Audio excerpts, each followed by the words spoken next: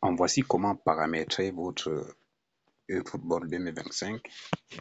Donc, j'espère que vous allez bien. Aujourd'hui, je vais vous montrer comment vous allez faire pour bien paramétrer votre jeu et ne pas avoir de problème lors de votre compétition. Si c'est votre première fois de regarder cette vidéo, abonnez-vous et activez la cloche de notification pour ne rater aucune des prochaines vidéos. Parce qu'aujourd'hui, je vous explique en détail comment vous allez faire pour bien paramétrer votre jeu pour ne pas avoir de problème lors de votre compétition. Donc, on va lancer le jeu.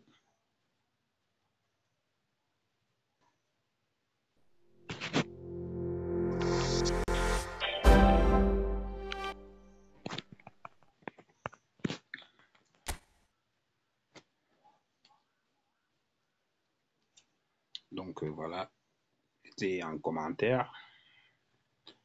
Si vous avez quelques questions, posez-les en commentaire. Je vais voir comment je peux essayer de vous aider.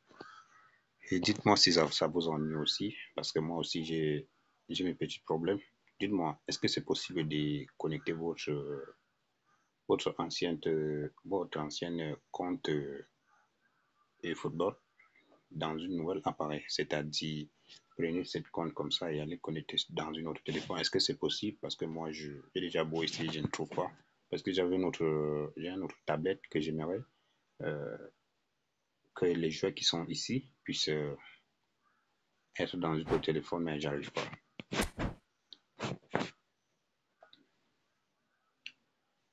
Donc voilà, connexion. Une fois que vous arrivez ici, vous avez des interfaces comme vous voyez là. Il y a l'option, il y a boutique, il y a extra. Et ici en bas, nous avons jeu du jour. Donc, nous avons un peu de tout.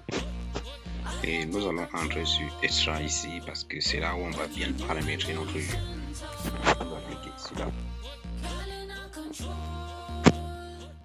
Et donc, vous avez ici un code utilisateur.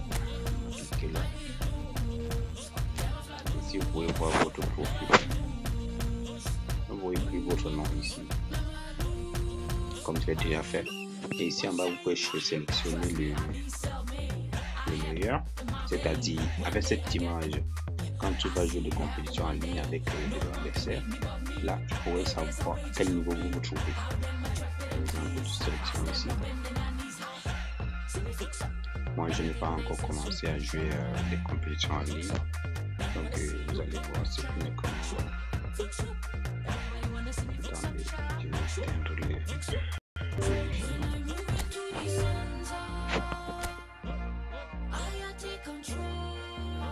Donc voilà, on va être très bien.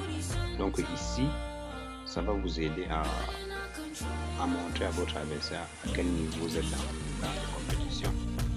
Vous voyez ici, un petit peu pour obtenir ça. Alors, voilà ça, il faut aller au niveau 2.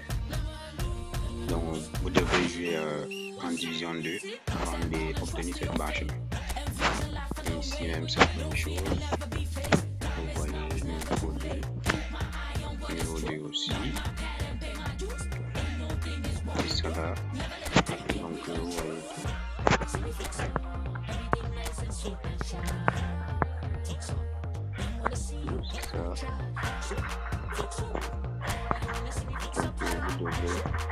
tout ça, ça va indiquer aux gens à quel niveau vous trouvez. Ça, ça va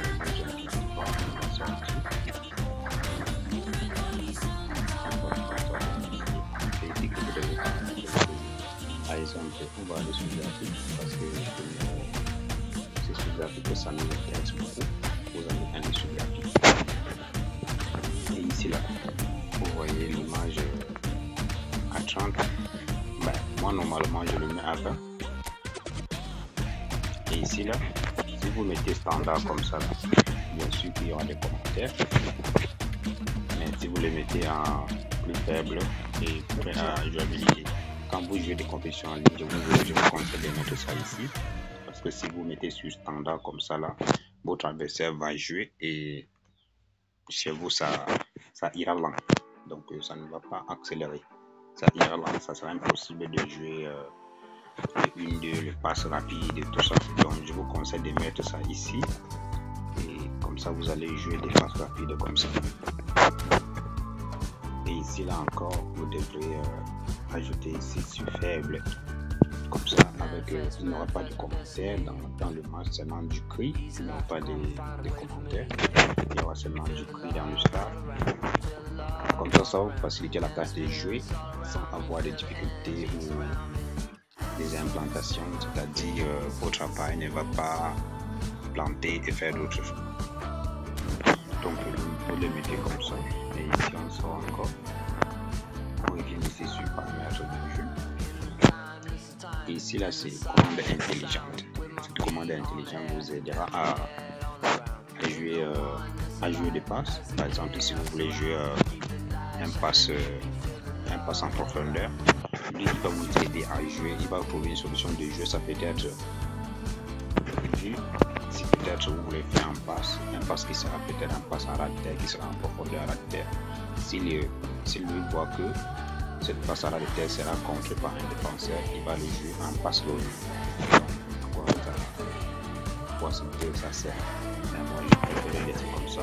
Mais ça ne joue pas. Ça joue seulement à des matchs simples, des matchs en compétition pour monter en Ligue 2, Ligue 3, non, ça ne joue pas là-bas. Donc ici là vous avez les commandes donc manette virtuelle. Là c'est bon, vous le mettez comme ça. Direction de déplacement, comme ça. Le tisseur, distant ou auto, non, distant. Comme ça, une fois que le ballon il va vers le joueur, le tisseur va tomber sur le ballon. Je laisse comme ça. Commande de défense. On les sous standard, pas sur ici.